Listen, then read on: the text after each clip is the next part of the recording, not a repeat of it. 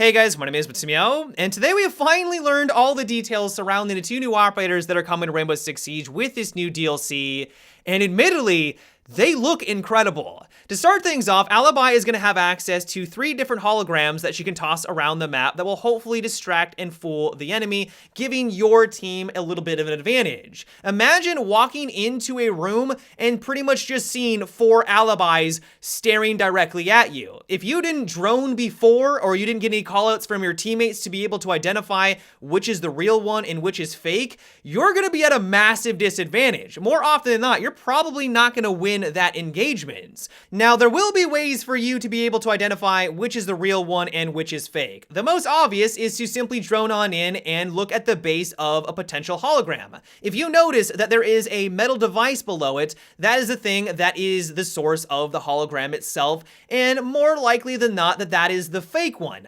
The reason why I say that it might be the fake one, and also why I believe that Alibi is going to be very challenging to deal with, especially one that likes to play mind games against you, Alibi has every ability to walk onto one of her holograms. The hologram disappears. I believe the device and everything stays the same, so it will only fuzzy for a quick second, disappear, but it's not destroyed, but then she can take the place of that hologram. And so if you charge on in, you droned it out, you thought you were good to go, you noticed that the 2 holograms on the right were fake, the one on the left has to be the real one. If you rush on in after that and she just stands still, you completely ignore the 2 on the right, you go left, and then she just takes you out, no problem whatsoever. To make matters even better for her, if you're someone who just says, okay, well then screw that, I'm just gonna shoot at every single hologram that I come across, eventually I'm gonna figure out which one is the real one, well, as soon as you shoot the hologram itself, then you are going to be marked as if you were scanned by Jackal. Now, thankfully, it's not a lion scan. A lot of people were speculating there was a leak that said that essentially you were scanned by lion. It's not that severe, but it is going to put you at a disadvantage. And so if you just kind of assume that that is going to be a strategy where you just methodically move from one hologram to the next until you get to that ooey gooey center, you might be in for a rude awakening. Now, one aspect about Alibi that I'm not really sold on, and honestly I'm really surprised that Ubisoft went this direction with her, is that if you throw her gadget outside, it's going to identify as an unknown target. If Alibi then runs outside, or anyone on your team also runs outside, pretty much if you have an Alibi on your team, everyone that gets scanned and marked after that 2-second window is going to be marked as unidentified. And so in this little preview, they basically stated that they were trying to give defense more tools to be aggressive on the outside of the building.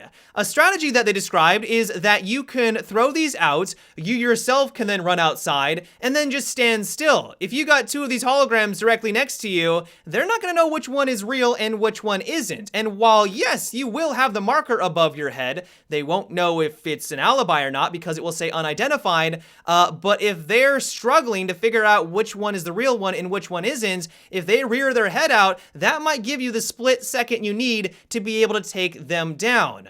The reason why I don't really like this mechanic is that I've never enjoyed runouts in Rainbow Six Siege. Ubisoft stated a long time ago that they always wanted the outside of the building to be the home base of the offensive team. Yes, you're not 100% secure because they can peek from windows, but that at least should be where you're most comfortable, while the inside is the realm of the defenders. By giving them this tool, though, you're pretty much incentivizing more players to run outside, and that just doesn't sit well with me. I might be in the minority, a lot of you guys might like this new mechanic, but this was definitely something that I wasn't thrilled about with this announcement. Another reason why I'm really excited to play as Alibi is that her weapons look like they're going to be a lot of fun.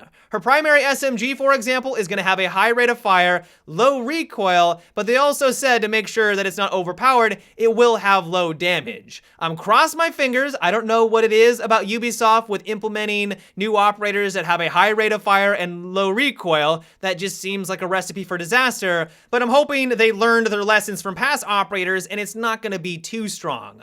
Where things get interesting, though, is with her primary shotgun. This will be available for both Maestro and Alibi, and the reason why it's unique is that it has 31 rounds available to it. It's also worth mentioning that she is going to be a 3-speed, 1-armored operator who also has access to impact nades. I have a feeling that she is going to be a very difficult operator to deal with. Now, as for Maestro, he's kind of on the opposite end of the spectrum compared to Alibi.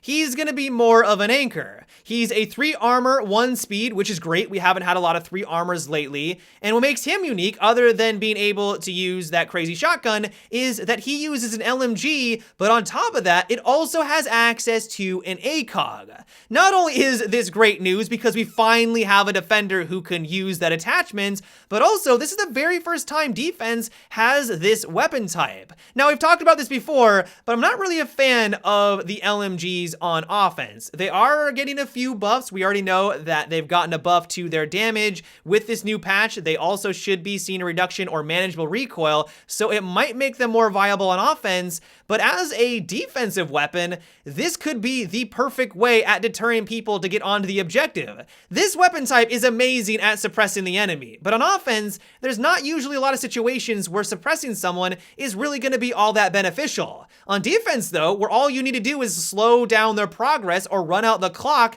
this I could see being a lot more beneficial and having a lot more uses. Now, as for his gadget, it is called Evil Eye. The way that it works is that essentially you get 2 indestructible cameras. There are a few ways that you can take it out, which we'll get to here in a second, but you can place this on the floor or on the wall, and it basically just acts as a normal camera with the benefit that it can see through smoke. To take it to the next level though, and I imagine the reason why it's called Evil Eye, is that if you want to, you can open up the indestructible casing on the fronts and shock the enemy in front of you. You guys are seeing an example of that right now. It doesn't do a lot of damage. I noticed that I think it only did about 5 damage every single time that you hit someone, but it does hit in quick succession. This also isn't going to stop people from planting the diffuser, and so if you thought that this was essentially Echo 2.0, you don't have to worry about that. This camera, if you wanted to, can finish people off that are low on health. You could take out gadgets like drones that are trying to make their way towards the objective, or if you notice, if you place this outside of the objective room, you see that a thermite is trying to place his charge on a wall, you can zap it really quickly.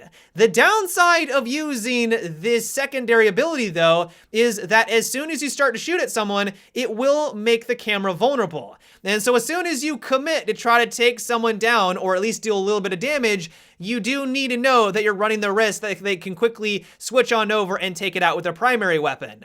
The other ways that you can take this out are with explosions, so Nade, Ash, Zofia will all be great to counter this camera, or you can just run up with Sledge and hit it with your hammer. The weird thing about it though is that the operators that you would have assumed would be the direct counter to Maestro only disable his gadget for a short period of time and don't outright take it out like everything else in the game.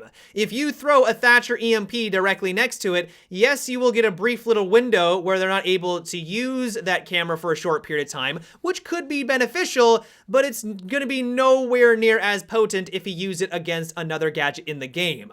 In general though, I am really excited to see how Maestro is going to be changing up Rainbow Six Siege. In the preview, they mention that the main reason why you want to play as this operator is to deal a little bit of damage with his Evil Eye. And while that might be true, I don't want to sound too audacious here because I'm not a developer. I haven't been working on this operator for the last couple of months, but I really think that that is going to be more of a secondary perk. The main reason why I think people are going to want to play as this operator is because of those indestructible cameras. If offense has no way of taking out this gadget, that's going to be a lot of free information for the defensive team, and they're always going to know where you are. Maybe I'm just underestimating the shock damage here, but I really think the main draw of this gadget is going to simply be information, but of course only time will tell.